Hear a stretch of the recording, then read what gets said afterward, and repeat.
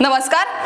राजकारणात काहीही होऊ शकतं। झारखंडमध्ये एक आमदार मुख्यमंत्री होऊ शकतो, तीच परिस्थिती बघता प्रहारचा सुद्धा मुख्यमंत्री होऊ शकतो, असे मोठे विधान आमदार बच्चू कडू यांनी माध्यमांशी बोलताना केले आहे। तर निवडणुकीत लाडक्या बहीण योजनेचा परिणाम हा दिसेलच, त्याच हिशोबाने ही योजना सरकारने आखली आहे। आमचे 17 मुद्दे आहेत, ते मुद्दे घेऊन आम्ही समोर जात आहे। महाविकास आघाडीतील कुठले पक्ष एकत्र राहणार नाही, त्यांना आमच्या सोबतच यावे लागेल, अशी परिस्थिती दिसत असल्याचा दावा सुद्धा बच्चू कडू यांनी केलाय।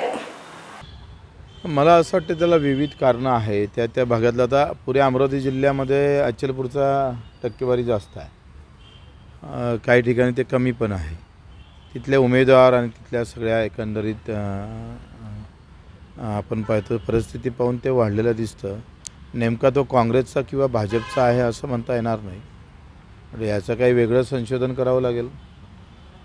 म्हणजे जी मतदानाची टक्केवारी वाढली, अर्थात मतदानाची संख्याही वाढली आणि लोकसभेमध्ये ते कमी होती, त्याच्यामुळं बऱ्याच लोकांनी यावेळच्या निवडणुका विधानसभेच्या एकतर उमेदवारी जास्त आहे आणि सगळेजण युतीनं आणि अपक्षाची संख्या जास्त असल्यामुळं कदाचित त्याचाही टक्केवारी वाढली असते, ते कारण असू शकतं। भाऊ, एक्झिट पोल जे आलेलं आहे, एक्झिट पोलनुसार कुठल्याही पक्षाला महाविकास आघाडी किंवा महायुतीला बहुमत दाखवलेलं नाही आहे। जे अपक्षांचा यावेळेस मोठा बोलबाला राहणार आहे, अपक्ष हे मोठा डिसाइडिंग फॅक्टर राहतील का? लहान पक्ष आणि अपक्ष सरकार बनवेल, आघाडी किंवा युतीला पाठिंबा द्यावा लागेल, सत्तेत मात्र लहान पक्ष आणि अपक्ष राहणार।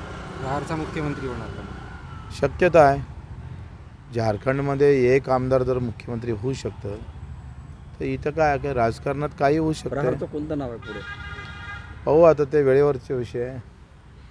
भाऊ, लाडक्या बहीण योजनेचा काही परिणाम तुम्हाला वाटतो का इलेक्शन? होणार आहे ना, कसं आहे, योजनेवर काही ना काही परिणाम होतच, होत नाही अशातला भाग नाही आहे। आता निवडणुकीच्या अगोदर 7 ते 10 हजार रुपये अकाउंटमध्ये गेल्यावर त्याचे परिणाम दिसणारच आहे। त्या हिशोबानंच ती योजना होती आणि मला वाटतं ते परिणाम दिसेल। भाऊ, वाढलेलं मतदान हे कधी सरकारच्या विरोधात झालेलं मतदान असं बोललं जाते की शेतकरी किंवा सोयाबीन उत्पादक शेतकऱ्यांना कापूस भाव मिळाला नाही, असं संतापाची लाट वगैरे आपण म्हणू शकतो काय? तसं करता आलं असतं, पण विरोधातील पक्षाला ते वातावरण तयार करता आलं नाही, हे दुर्दैवच आहे।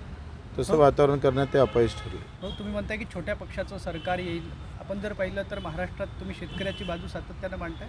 जर छोट्या पक्षांचं सरकार आलं आणि प्रहारतर्फे तुम्ही जर मुख्यमंत्री झालात तर कुठला निर्णय महाराष्ट्रामध्ये पहिला घेतला जाईल? ते वेळेवर पाहू, पण आता एकंदरीत आमचे जे 17 मुद्दे आहे, ज्या विषय घेऊन आम्ही जातोय, शेतकरी, मजूर, दिव्यांग, अडचणीत असणारा, कष्ट करणारा, हा आमच्या केंद्रस्थानी राहील। काँग्रेसचा दावा आहे की नाना पटोलेंच्या प्रमुख याच्यामध्ये मुख्यमंत्री पदाचा चेहरा हा काँग्रेसचा असेल आणि याच्या अगोदर उद्धव ठाकरेंनी देखील असाच दावा केलेला आहे। त्याला काही अर्थ नाही, हे सगळे पक्ष कुठंच एकत्र राहणार नाही, आमच्याजवळ सगळ्यांना यावं लागेल। सत्तेच्या ज्यावेळेस शेवटी अपक्ष आणि लहान पक्षाकडे राहिलं असं म्हणतो? बिलकुल 100% मी जे सांगतोय ना, याला 100% तुम्ही म्हणाल का बच्चू कडून जे सांगितलं ते बरोबर आहे। अचलपूर मतदारसंघात मुख्यमंत्र्याचा चेहरा दिसेल? मला वाटतं ते असं म्हणणं मला ते योग्य वाटणार नाही, पण महाशक्तीच्या माध्यमातून आम्ही सगळे मिळून समोर जाऊ।